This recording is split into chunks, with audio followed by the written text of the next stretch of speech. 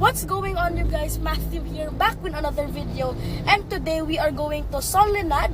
But before Solenad, we are actually going to Paseo Santa Rosa, and in Paseo Santa Rosa there are different outlet stores like Nike outlet stores, Adidas outlet stores, and some outlet stores for some luxury brands. And Solenad and Paseo Santa Rosa is actually not in NCR. It is actually in Sta.Rosa, which is located in Laguna. And Laguna is a separate province from NCR. Laguna is not part of the National Capital Region, but the reason we still want to go there is because the place is really nice in Paseo. There are a lot of things to buy. There's a lot of outlet stores, different restaurants and stores. It's open air. In Solenad, it's really nice as well. It's also open air, and there are a lot of stores, a lot of restaurants you can go to. There are gardens around there. It's a really nice environment and a really nice place. And besides Solenad, there's actually SNR, which is a wholesale store similar to Costco in the United States. And if you want to go shopping, you can go shopping in SNR if you want to buy some groceries, but you need a membership card to go to SNR, which rates around 700 Philippine pesos per year. And besides Solenad, there's also Nuvali. In Nuvali, there's a man-made lake, and there's also a man-made river, and there are kois in it, so you can feed kois, or you can also ride the boat if you prefer to do. But if you don't want to ride the boat, or if you don't want to feed the kois, there are also different stores and different restaurants. And Solenad and Paseo Santa Rosa is actually not that near to our house. It is quite far, but the reason why we still want to go there is because it's not traffic at all. You just pass by the expressway, and if you just pass by the expressway, it's almost never traffic in the expressway. It is really nice there, even though if it's very far compared to the mall that we went yesterday, like SM Sukat or other malls in Makati City or in Taguig City. Because you are going through the expressway, it actually doesn't take that long. It only takes around half an hour to get from our house to Sta.Rosa Laguna. And our house is actually in the southern part of the National Capital Region, and Laguna is south of the National Capital Region. That is why we are just very near to Laguna. But anyway, guys, we are now entering the expressway. We are still at the service road, and it is quite traffic, guys, but hopefully it won't be this traffic when we enter the expressway. And this is the reason, guys, why we always want to go to Solenad compared to other stores like in Makati City, Taguig City, or Pasay City, is because, as you can see, guys, there is barely any traffic heading south to Laguna. There is usually a lot of traffic heading north because there is a lot of the metropolitan area up north. And up north is where the business area of Metro Manila is. A lot of the business areas and the metropolitan areas are located in the north of Metro Manila. That's why it is very traffic going north. But going south, you are actually going to the provinces of Luzon, and that is why it is not the traffic heading south. And as you can see, guys, there is barely any traffic in the road, and this can take us about half an hour to get to Laguna. Okay, guys, so we are now here at our exit at Eton, and to get to Paseo Santa Rosa, you exit at Eton, and we are now exiting.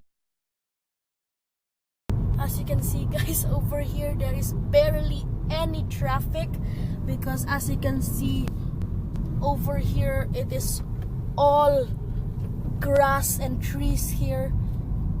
It looks very deserted. But anyway, the reason why it's also not that traffic here is because public utility vehicles are not allowed to go to this area. Only private vehicles are allowed to go to this area. And as you can see, guys, it looks very deserted. There are only grass and trees. But in a couple of years soon, this will be covered in different buildings and malls, and it's starting to get traffic now. And right ahead will be Paseo Santa Rosa, and if you want to go to Solenad, you proceed onwards, then you turn left to go to Novali, and beside Novali is Solenad. And as you have noticed, guys, there is very little street lights in this area. There is a couple street lights, but there is a very minimal amount of street lights in this area because this area looks very deserted. In some areas there are a lot of street lights because they are developing some condo buildings and some subdivisions, but in most areas here across this main road there is very little street light because this is a newly developed area. But anyway, guys, straight ahead is Paseo Santa Rosa. And it is starting to rain, guys. It's raining very lightly, but soon enough we will be arriving at Paseo Santa Rosa. Hopefully it won't rain that hard because both Paseo Santa Rosa and Solenad as well as Novali are both opened areas. They are both alfresco areas, and if it rains, we'll all get wet because it is a alfresco area and it is open air. So hopefully it doesn't rain that hard. It is already starting to rain a bit, but hopefully it won't rain that hard. Hey guys, so a bit of change to plans. We decided not to go to Paseo instead. We decided to proceed to Solenad instead because the rain is getting quite hard. And Paseo is actually a alfresco area, and there is no point in going there if it's just gonna rain. There are some gardens there and different alfresco areas, but if it is raining, there's no point in going there. Solenad is also an alfresco area, but they also have an area that is not an alfresco area, and they also have bridges that is covered so you can just pass underneath it. And Solenad is a much better place to go around when it's raining. And the other thing is the parking area at Paseo is actually across the street, and it's raining quite hard already. And the problem if the rain is getting hard is their parking is across the street, so we will have to cross the street to get from their parking to Paseo Santa Rosa, and we'll get all wet. So we decided to proceed to Solenad instead. And Solenad is still an alfresco area, but there is also a non-alfresco area, so we can just go around there. In Solenad they also sell the gadgets, different brands, like they also have some outlet stores there. But anyway guys, we are now going to head to Solenad instead. Okay guys, so we are now just passing by Paseo Santa Rosa, and Paseo Santa Rosa is just to our right, but unfortunately we are not gonna go there anymore because the rain is getting stronger. But anyway guys, in Paseo Santa Rosa there are different outlet stores, but in Solenad there are also different stores. Some stores which sells gadgets, some clothes, some shoes. They also have different restaurants. If you want to eat, you can go there. They have different types of restaurants. They also have some different fast food chains. And the other thing with Solenad is that their parking area is quite close to the actual mall itself compared to here at Paseo Santa Rosa.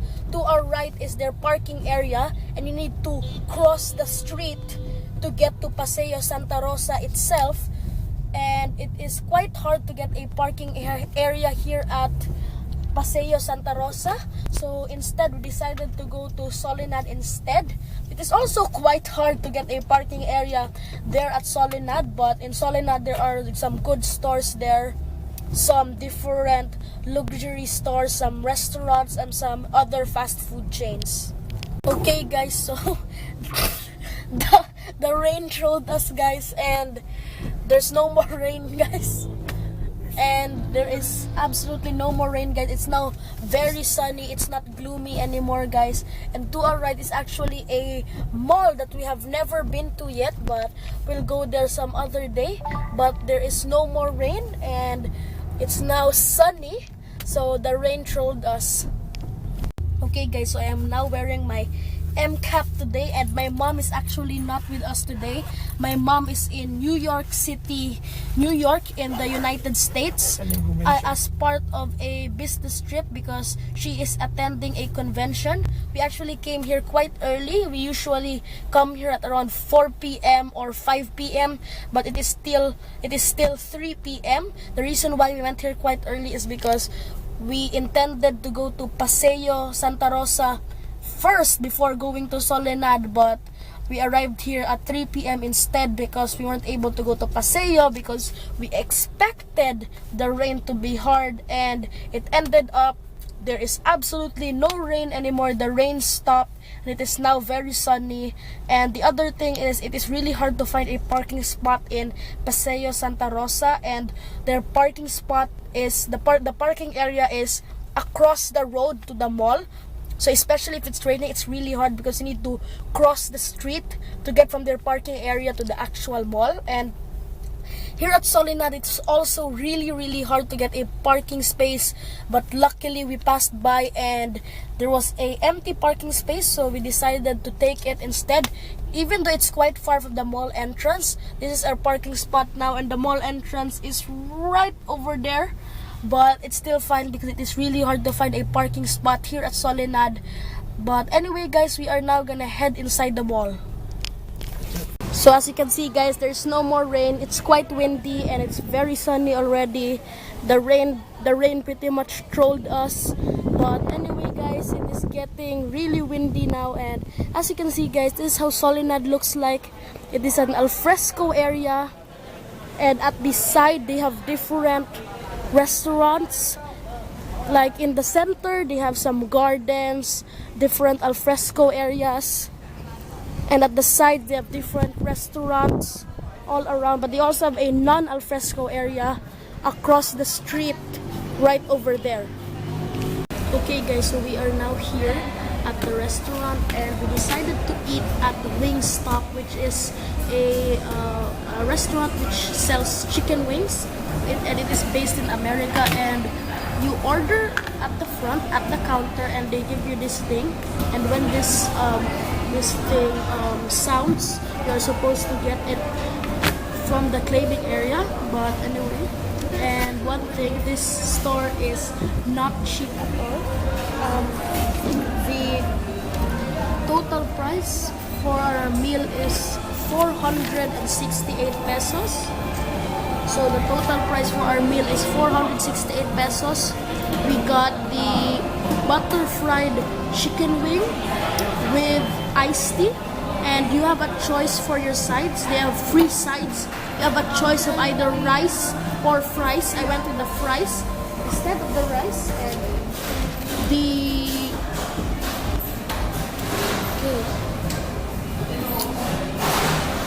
okay guys, so the total price was 468 Philippine pesos for our meal, and hopefully it will arrive really soon.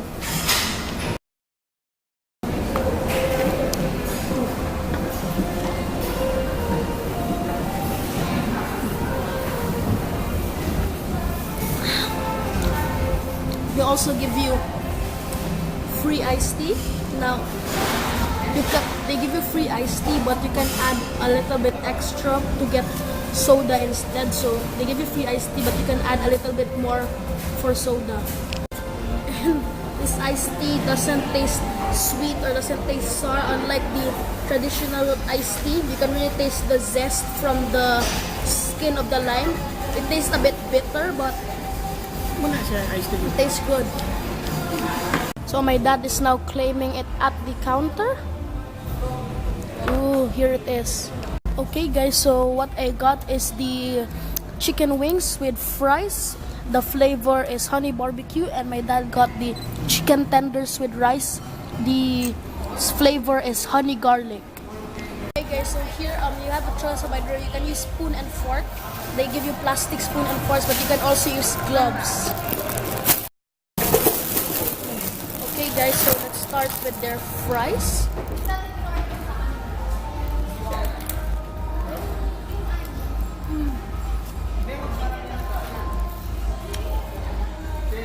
Those are crispy. and they taste really good.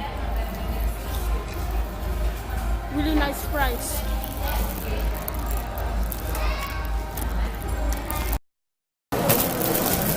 Now for their wings. This is the honey barbecue flavor.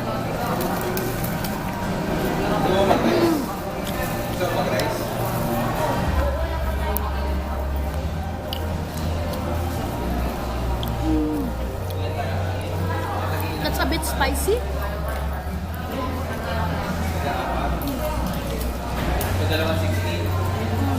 But it tastes really good.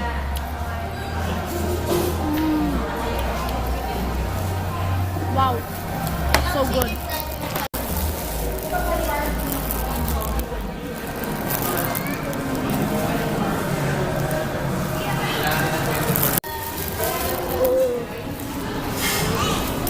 Okay, pa niya mag-audition. Mag-audition.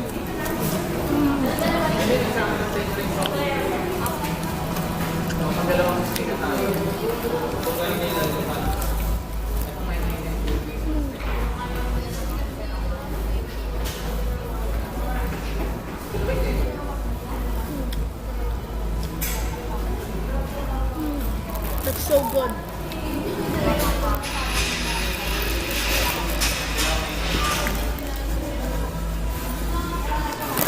Now for the rice, you have a choice of either plain rice or their rice which looks like fried rice or garlic rice.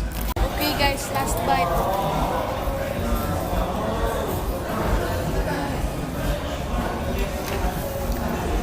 It tastes so good.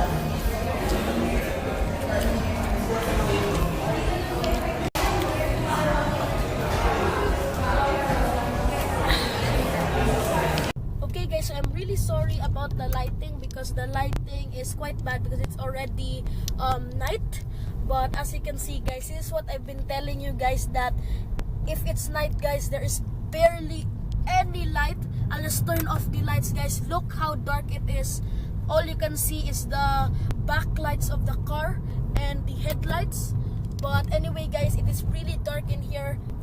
There is absolutely nothing in here other than trees and tall grasses, bushes, and different plants here guys, because this is just a newly developed area and it is still underdeveloped, but soon it will be developed soon enough, in a couple of years. But anyway guys, the food was so good guys. It was so filling. Their fries were thick cut fries, and the chicken itself, it tasted really good. But the one that we ordered, the honey barbecue, was quite sweet. My dad got the honey garlic, and my dad said it also tasted quite sweet. But my dad got the rice itself, and it's pretty good. And the thick cut fries was pretty good, just like any other thick cut fries. And the chicken was really nice guys. It was very well seasoned, and the sauce was quite sweet. But you have your option on what flavor of sauce you can. If you want spicy sauce, you can get the atomic flavor, the spiciest of the spiciest. They call it the atomic flavor. But if you don't want spicy, you can get the least spicy, the Korean soy. I got the third least spicy, the honey barbecue. My dad got the fourth least spicy, the honey garlic. They have a list there on what's the spiciest and what's the least spicy. But anyway guys, as you can see to our right, there are a bit of subdivisions here, but this, if you live here, this is very far from Metro Manila's metropolitan area. This is quite far from Metro Manila. It's about a 30-minute to an hour drive from here at Sta.Rosa Laguna to Metro Manila. But anyway guys, I'm now going to end the video here guys. We are now on our way home guys. That's gonna be it for this video guys. Don't forget guys to drop a big thumbs up for this video and subscribe. Thank you so much guys for watching, and I'll see you in the next video. Some luxury brands, but in Paseo and is right across the street, and their parking area here is pretty full guys.